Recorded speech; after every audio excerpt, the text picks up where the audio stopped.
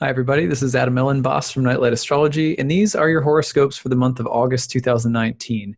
So this is the Sun and Rising sign horoscope for Capricorn.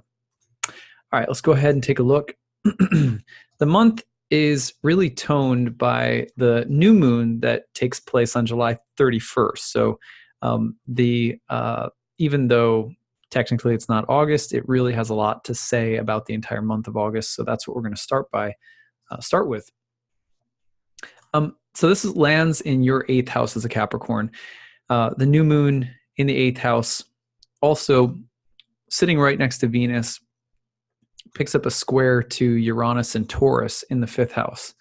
So this is kind of an intricate dynamic, but let's start by grounding it in the meaning of the 8th house. With such an emphasis on the 8th house this month, some of the themes that may come up will involve the obligations and debts that we have karmically to others in this lifetime. Sometimes people call them a soul contract, or people will say that there's something that I just was meant to learn by means of this other person in my life. And it feels faded and deep and sometimes kind of heavy and intense. That's an 8th house kind of connection, but also just karmic bills that come due, debts, taxes, penalties, and any other kind of something we've been trying to avoid that we just have to face. So this is what we're dealing with in the 8th house. The other theme of the 8th house that may come up is the theme of death or loss, but often it's not that literal. It's not literal death in the same way that if you pull the tarot card of death, it's not always literal death. You also, in the 8th house, have the topic of other people's money or resources. So all of those topics could be quite pronounced this month. And when you have squares to Uranus to start the month, you're also starting with this idea of interruption or disruption, or that moment of clarity that comes where suddenly something is completely clear, but it may come because something doesn't go according to plan, or something happens unexpectedly. And with the 8th house involved, may not be entirely easy. The 5th house, where Uranus is located right now in your chart, is the house of good fortune. And so I'm optimistic that something really good might come out of any disruptions or sudden and unexpected events. The transformation, in other words, that you're looking at with such an 8th house lineup this month, while it might be sudden and sort of shocking, I think ultimately is positive. So the other thing is that the Venus-Uranus dynamic in general can also indicate the need for greater freedom or independence in love or relationships, the need to separate out of unhealthy relationship dynamics or codependent dynamics. Venus-Uranus is also about creative statements that we need to make. It may be provocative, or we may need to do something that defies limits, tradition, or authority, and maybe has something to do with relationships or love or creativity or the arts. So you'll watch for those things this month as well, especially towards the start of the month. As the month progresses, here's what happens. We get into about the August 6th to the 8th, and Venus and the Sun will start hitting trines to Jupiter in your 12th house. Now, that's really interesting because the 12th house Jupiter is another kind of mixed signal. Jupiter itself is a planet of wisdom, faith, growth, abundance, sometimes grandiosity. And Jupiter's turning direct in this house right now, which means that maybe a time of hardship, delay, breakdown, reversals of fortune is coming to a close. And that could be good. That could actually be a relief. Venus and the Sun's trines to Jupiter should be pretty positive. But we are dealing with the 8th and 12th houses here. The houses that have a lot to do with death, those karmic bills that come up, issues about dependency in relationships, sticky territory in the 8th house.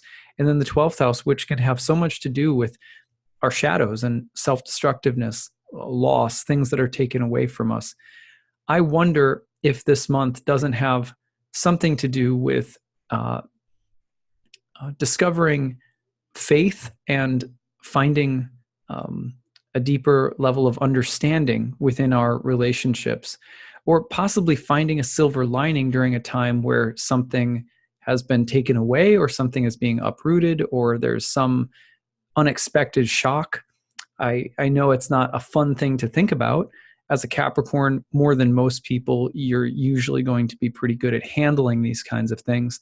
But my point here is not so much that bad things are going to happen as much as it is that if it's a little bit more psychologically deep and heavy this month, good things will likely come of it because you are seeing, benefic Venus getting in touch with Jupiter, the sun getting in touch with Jupiter. So kind of like if you've ever gone to a spiritual retreat or even taken a vacation, sometimes the toxins kind of have to leave the body a little bit and it gets worse before it gets better. You might be looking at something like that this month where there is there's a little deeper and more intense confrontation that you have to have in relationships in order to truly start recovering and moving past something that's been limiting, possibly something that's been secretive as well with Jupiter in the 12th house. At any rate, when we keep going, August 11th through the 15th, Venus is then cazimi with the sun, moving into a conjunction with the sun. So Venus becomes greatly empowered. Within the 8th house, this often means that a partner or a spouse will get a raise or that things might be going quite well for a partner in terms of their work situation or money, or there's even sometimes this sense of inheriting or gaining something, sometimes due to other people's losses or difficulties. Inheritance usually comes from death, for example, but the 8th house was said to be a house of gain due to other people's misfortune or gain that comes directly from a partner or spouse. Venus cazimi, greatly empowered Venus in that house could mean that really good things are coming through love and relationships with others, benefits that are coming that are really strong. But it's also that Venus, that sort of empowered Venus in the 8th house could also mean that there, sometimes Venus's desire is to, Venus can easily be tempted by things that are glittery and beautiful. And in the 8th house, sometimes there's a sort of seductive element. Be careful of being attracted to wealth or something that's really enticing that might be actually more complicated for you than it appears in the long run. That's a possibility here with a greatly empowered Venus, but one that's also co-present with malefic Mars and in a house that's sometimes about craving things that we really shouldn't. That's why the 8th house is also connected to karmic bills that are due later and inevitabilities that we'd rather not face, usually coming from having gone after something at some point that we shouldn't have. So watch for that. Now, on the 15th of the month, really nice full moon that's coming through in your own financial house. Now, that's interesting because now we have a little bit of a tension being created between the house of other people's resources and money and your own. So how are the topics of resources, finances, and money coming into the picture this month? If you are in a relationship of great significance to you, it's probably likely that the money conversation will come up. However, this could also be a time of getting out of debt or of going into debt because of something that you want to purchase. But some kind of financial theme is really present this month.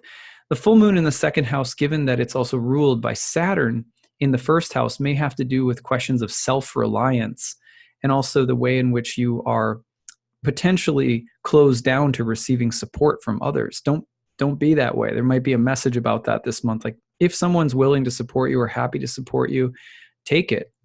Also, if someone's supporting you and they're tired of supporting you and you're asking you to do a little bit more, don't take it too personally. There might be some really good motivation to become a little bit more self-reliant this month if you need to be. Not that that's usually a problem for Capricorns. The other thing would be if you tend to be the breadwinner and someone else tends to be dependent upon you, it might be time to set some clearer boundaries. Those are just a couple of things to think about. Now, later in the month on the 18th, basically for the rest of the month, you've got just a total Virgo dance party happening. Mars dives into Virgo around the 18th. Then you've got Venus moving into Virgo, then the Sun, then Venus and Mars can join in Virgo. Then on the 29th, Mercury is going to enter Virgo.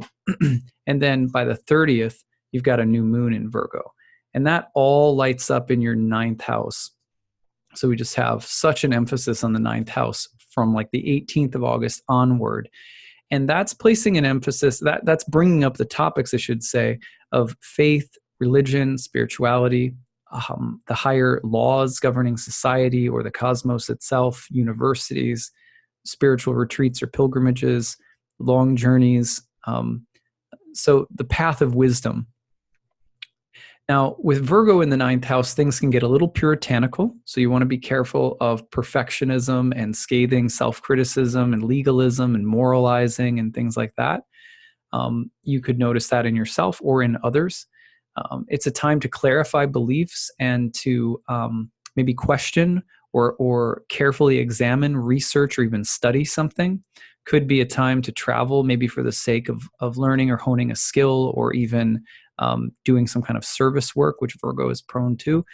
The opposition to Neptune that's there at the same time, not only through the end of August, but really toning the energy through all of September as well, is presenting also, questions about boundaries. That voice, that higher voice of criticism. How much power do we allow it to have? And if it starts beating us up, are we able to recognize it and set some boundaries and say, hey, not cool. It gets to a point where I'm human and I'm going to make mistakes, and I have to have some grace, forgiveness, compassion, tolerance. Also some imagination. Virgo sometimes wants to play it very practical, very much by the rules. Neptune might ask you to imagine a little bit more. So that's the forecast for the month, some things to think about. I hope that you have a great month of August. Let me know how the month goes. I'd love to hear your stories, and we'll be back together again for September's horoscope. Take care, everyone. Bye.